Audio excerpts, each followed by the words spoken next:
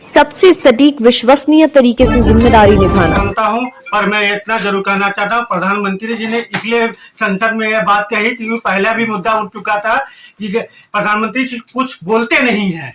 क्यों? क्योंकि जब भी कोई समस्या आती है उससे पहले प्रधानमंत्री जी अटेंडम बोलते हैं कि आज 8 बजे ये चीज हो जाएगा, नोटबंदी हो जाएगी, फिर गैस बंदी हो जाएगी, फिर देशबंदी हो जाएगी। इसलिए उन्होंने संसद में एक मौका। हमने लखनऊ के वरिष्ठ पत्रकार मिथिलेश सिंह, जो काफी सूझबूझ रखते हैं और काफी पत्रकारिता से ज्यादा बुद्धिमानिता पर भी विश्वास रखते हैं, और जो स्थिति है, जो युद्ध की स्थिति है, उस पर उन्होंने काफी कैलकुलेशन किया है।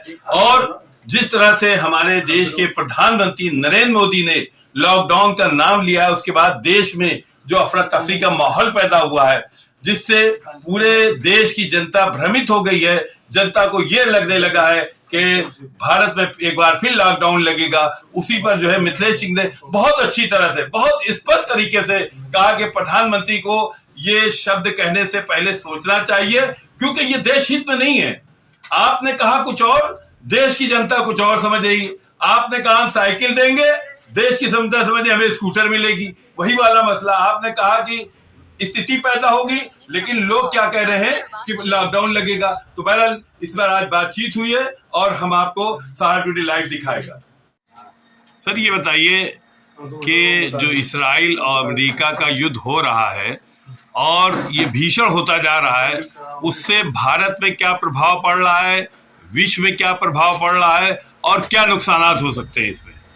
जो इजराइल और अमेरिका और ईरान को लेकर जो ये मामला चल रहा है इंटरनेशनल, इसका प्रभाव पूरी दुनिया पर पड़ेगा जी। हर देश पर अलग अलग प्रभाव पड़ता रहेगा, क्योंकि खासकर अपने भारत पर ज्यादा, क्योंकि अपनी जनसंख्या 1.25 करोड़ लोग है, इस पर इसको लेकर ज्यादा प्रभाव पड़ेगा। अभी तो गैस की दिक्कतें आ रही थी, आने वाले समय पर आपको तेल की भी दिक्कतें देखनी पड़ेगी। और हमारे प्रधानमंत्री जी अभी संसद में बैठकर भाषण दिया है और उन्होंने देश को संबोधन भी किया है संसद में कि कोरोना जैसा वाला माहौल आपके समय आने वाला है, उसको लेकर सतर्क आप हो जाइए। इस जनता है, पब्लिक है, मतलब कि आपको इतना पेट्रोल पर कर रहे हैं कि लोग तेल जमा करके इकट्ठा गाड़ियों में फुल करवा रहे हैं। इसलिए पेट्रोल टंकी पर मैंने अब हजरतगंज से लेकर इंदिरा नगर पेट्रोल टंकी पर पहुंचा, वहाँ जनता पब्लिक इतना परेशान हो गई इस खबर को सुनकर कि आप क्या बताएं हम। देखिए ये बताइए कि जो प्रधानमंत्री ने लॉकडाउन वाली बात कही है, उससे कहां तक क्या कहना चाहिए था? क्योंकि अगर ये कहने से ये हुआ कि लोगों को पिछली जिंदगी याद आ गई, अगर ये ना कहते तो मेरे ख्याल जद्दा में इतनी भड़बड़ नहीं होती। क्या मानते इस बात को आप? मैं इस बात को जरूर मानता हूं, पर मैं इतना जरूर कहना चाहता हूं, प्रधानमंत्री जी ने इसलिए संसद में यह बात कही क्योंकि पहला भी मुद्दा उठ चुका था कि प्रधानमंत्री जी कुछ बोलते नहीं है। क्यों? क्योंकि जब भी कोई समस्या आती है उससे पहले प्रधानमंत्री जी अटेंडम बोलते हैं कि आज 8 बजे ये चीज हो जाएगा, नोटबंदी हो जाएगी, फिर गैस बंदी हो जाएगी, फिर देशबंदी हो जाएगी। इसलिए उन्होंने संसद में एक मौका मिला, उन्होंने अपनी बातें रख दी कि जनता के पास ये चाहे। पर इसी को देखकर जनता पब्लिक परेशान हो गई है उनकी बातें सुनकर इस विषय को लेकर। जिस तरह से प्रधानमंत्री ने बयान दिया कि आने वाले समय लॉकडाउन की स्थिति जैसी आ सकती है, उसके बाद देश में बहुत विषम परिस्थिति हो गई, क्या इस चीज को मानते हैं आप? बिल्कुल मानते हैं, क्योंकि हमारी जनसंख्या इतनी बड़ी है कि आप सोच लीजिए कि यूपी की जनसंख्या मान चलिए, एक देश हमारा अमेरिका तक जो सीमित है, 21 करोड़ 22 करोड़ जनसंख्या हमारी यूपी का है केवल, और समझिए उतना में तो अमेरिका है, उसको कोई प्रभाव नहीं पड़ेगा, वो 90 दिनों तक अपनी चीजें एडजस्ट कर चुका है।